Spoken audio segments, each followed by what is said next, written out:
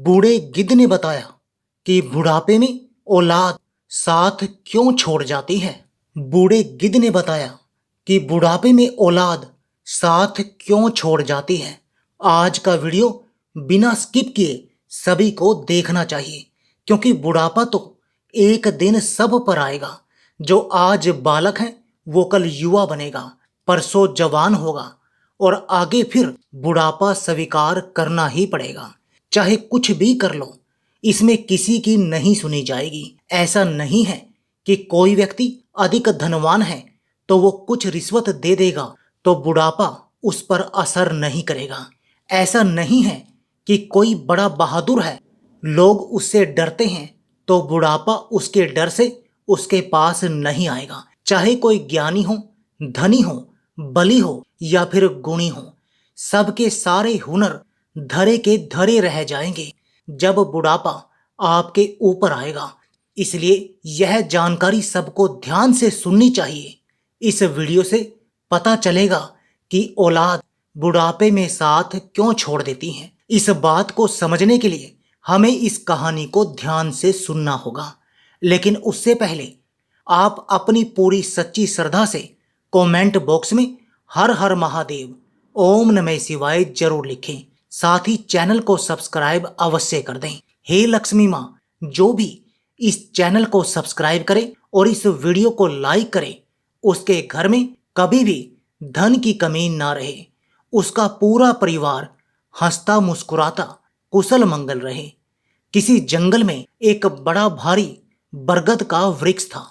उस वृक्ष पर हजारों भांत भांत के पक्षी दिन भर किलोल करते रहते थे, या यूं कहिए कि पूरे जंगल के पक्षी उस वट वृक्ष पर विश्राम करने के लिए जाते रहते थे। कुछ पक्षियों का तो वो वृक्ष स्थायी निवास स्थल बन गया था। वृक्ष पर रहकर पक्षी अपार आनंद की अनुभूति प्राप्त करते थे। कहते हैं, जब किसी स्थान पर या किसी व्यक्ति के साथ एक लंबे समय तक रहते हैं तो हमें उससे मोह हो जाता है। इसी तरह उस वृक्ष पर रहने वाले सभी पक्षियों को उस वट वृक्ष से मोह हो गया था। एक दिन की बात है, जंगल में सूखा पड़ गया। कई वर्षों से पानी नहीं बरसा। जंगल के वृक्ष सूख सूख कर मुरझाने लगे।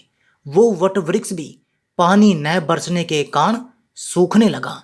सभी पक्षी धीरे धीरे करके उस वृक्ष को छोड़कर जाने लगे।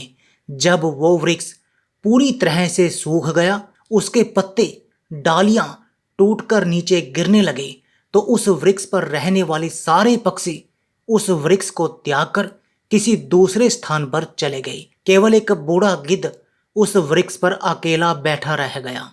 उसने देखा कि वृक्ष पर रहने वाले सारे पक्षी एक एक करके वहां से जा चुके हैं। कुछ पक्षियों ने उस बूढ़े गिद्ध से भी चलने को कहा, परंतु गिद्ध ने जाने से मना कर दिया।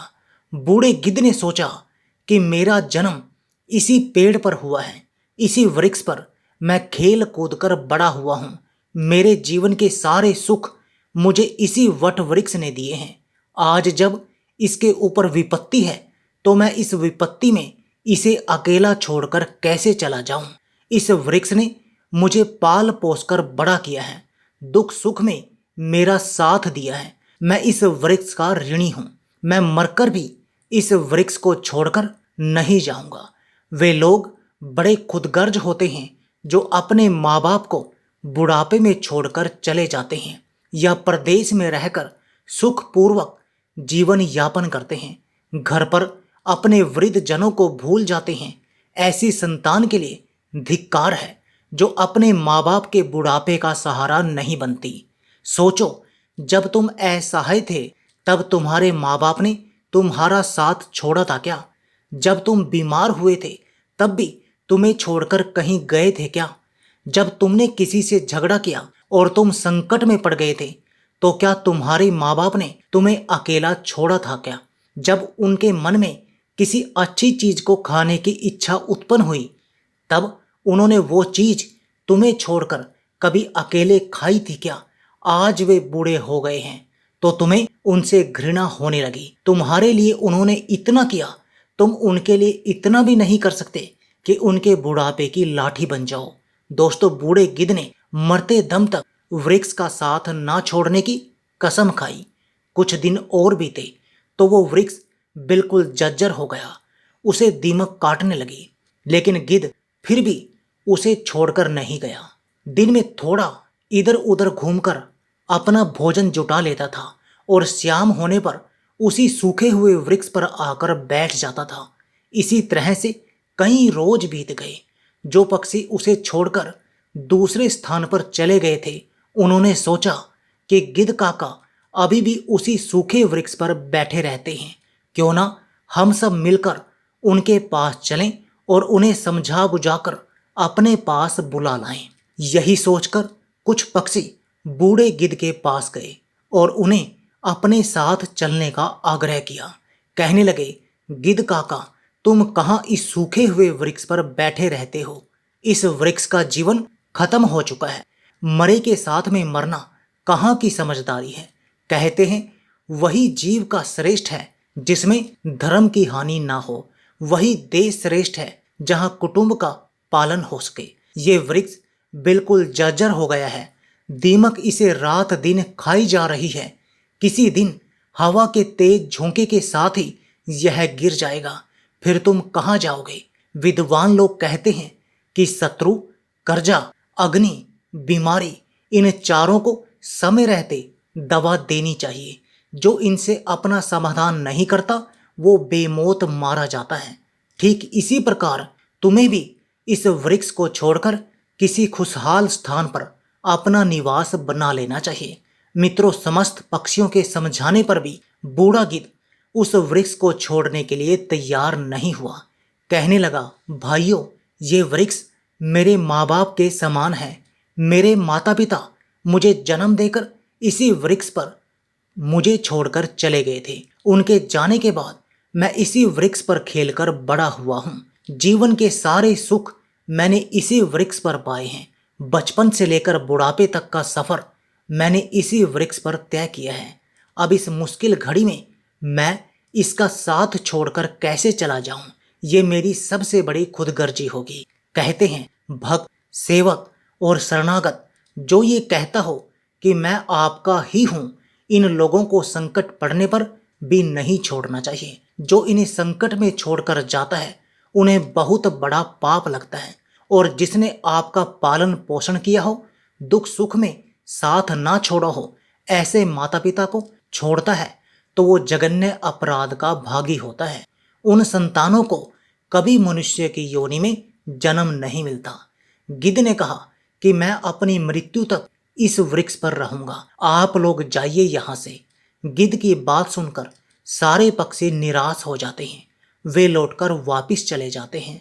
कुछ तो कहने लगे, भैया, इस बूढ़े गिद्ध के साथ साथ इसकी बुद्धि भी बूढ़ी हो गई है, इसलिए उसे हमारा समझाना अच्छा नहीं लगता। अगले दिन कुछ पक्षी उसे फिर समझाने के लिए आए, लेकिन गिद्ध ने जाने से फिर मना कर दिया। इस बार सारे पक्षी लौटकर अपने घर नहीं गए। वे सीधे इंद्रदेव के पास पहुंचे और उन्हें सारी बात बताई कि हे भगवान, हम जिस वन में रहते हैं वहां कई वर्षों से पानी नहीं बरसा है।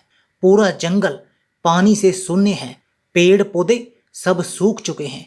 जंगल के सभी जीव जंतु जंगल छोड़कर दूसरे स्थान पर चले गए हैं। पर दुख की बात यह है कि जिस बरगद पर हम लोग रहते थे उसी बरगद पर एक बूढ़ा गिद्ध भी रहता है। हम लोग तो चले आए, पर वो गिद्ध उस बरगद को छोड़कर कहीं नहीं जाना चाहता। वृक्ष सूखकर जर्जर हो चुका है, वो कभी भी गिर सकता है। हम लोग उन्हें समझाने गए थे, पर वो फिर भी उस वृक्ष को छोड़ने के लिए तैयार नहीं हुए। वो कह रहे थे कि मरते दम तक मैं इस वृक्ष का साथ नहीं छोड़ूंगा। इसलिए हे भगवान, आप स्वयं आकर उन्हें समझा दीजिए, शायद वो आपका कहना मान जाएं। दोस्तों, पक्षियों के निवेदन को इंद्रदेव ने स्वीकार कर लिया और इंद्रदेव उन पक्षियों के साथ उस वन में जाकर उस बूढ़े गिद्ध को समझाने लगते हैं। हे गिद्धराज, मैं देवराज इंद्र तुम्हें समझाने आया हूँ। ये वृक्ष बहुत ही जर्जर स्थिति में पहुंच गया है। इसकी डालियां सूख चुकी हैं। इस पर छाया के लिए एक भी सूखा पत्ता नहीं बचा है और आप भी बहुत बूढ़े हो चुके हो। किसी दिन यह वृक्ष गिर गया तो आपकी मृत्यु हो सकती है, इसलिए इस वृक्ष को छोड़कर किसी सुरक्षित स्थान पर चले जाइए। दोस्तों, इंद्रदेव की बात सुनकर बूढ़ा गिद्ध कहने लगा, हे भगवान, एक बात बताओ, जब मेरा जन्म हुआ था तो मेरे माता पिता मुझे इसी वृक्ष पर छोड़कर स्वर्ग सिधार गए थे। मैं जब असहाय था तो मुझे इसी वृक्ष ने पाल पोस कर बड़ा किया। मैं इसी पर खेला कूदा हूँ, इसी पर रहकर सारे सुख उठाए हैं। इसी वृक्ष पर रहते रहते मैं बूढ़ा हो गया। मेरा पूरा जीवन इसी वृक्ष की छांव में बीता है। आज जब इस वृक्ष पर विपत्ति आ गई तो मैं इसे छोड़कर कैसे चला जाऊं? अक्सर लोग यही करते हैं कि विपत्ति आने पर गरीबी में वे अपने हितैषियों का, अपने बंधु बांधवों का साथ छोड़कर चले जाते हैं। मैं उन मतलबी लोगों की तरह नहीं हूं। मैं मरते दम तक, आखिरी सांस तक अपने माता पिता के तुल्य इस वृक्ष का साथ निभाऊंगा। गिद्ध का ऐसा अद्भुत प्रेम देखकर इंद्रदेव बहुत खुश हो जाते हैं। कहते हैं, गिद्धराज, मैं तुम्हें वरदान देना चाहता हूँ, बताओ तुम्हें क्या चाहिए? तब गिद्ध कहता है, हे भगवान, यदि देना चाहते हो तो मुझे वरदान नहीं चाहिए। इस बरगद को वरदान दे दीजिए ताकि ये हरा भरा हो जाए, इसकी आयु बढ़ जाए। मैं तो वैसे भी बूढ़ा हो चुका हूँ, थोड़े बहुत दिन का जीवन शेष बचा है। मेरे बाद इस वृक्ष की छाया में हजारों पक्षी सुखी रहेंगे, सबका भला होगा तो मुझे भी खुशी होगी। गिद्ध की बात सुनकर इंद्रदेव ने उस वृक्ष को फिर से हरा भरा बना दिया। पूरे जंगल में पानी बरसा दिया। सारे जंगल के वृक्ष फिर से हरे भरे हो गए। चारों तरफ हरियाली छा गई। जो जीव जंतु, पशु पक्षी जंगल को छोड़कर चले गए थे, वे फिर से उसी जंगल में लौट आए। सारे पक्षी उसी बरगद पर आकर कलरव करने लगे। सब पक्षी उस बूढ़े गिद्ध काका के खूब सेवा करने लगे। उनके लिए भोजन पानी सब वहीं लाकर देते थे। मित्रों, इस प्रकार गिद्ध का शेष जीवन सुखपूर्वक बीत गया। हमें भी इस कहानी से सीख लेनी चाहिए कि अपनों का बुरे वक्त में कभी भी साथ नहीं छोड़ना चाहिए। खास करके जिसने आपको जन्म दिया है, उस माँ का, और पालन पोषण करने वाले उस पिता का। वो आपका जीवन दाता है। आपको पाल पोस कर बड़ा करने में उन्होंने बहुत तकलीफ उठाई है। उनके बुढ़ापे में यदि आप सहारा नहीं बन पाए तो वो जीवन किसी काम का नहीं रहेगा। दोस्तों, ये वीडियो यदि पसंद आया हो तो वीडियो को लाइक करना और चैनल को सब्सक्राइब करना ना भूलें। मिलते हैं अगली वीडियो में नई चर्चा के साथ। आप सभी का बहुत बहुत धन्यवाद। जय श्री कृष्णा।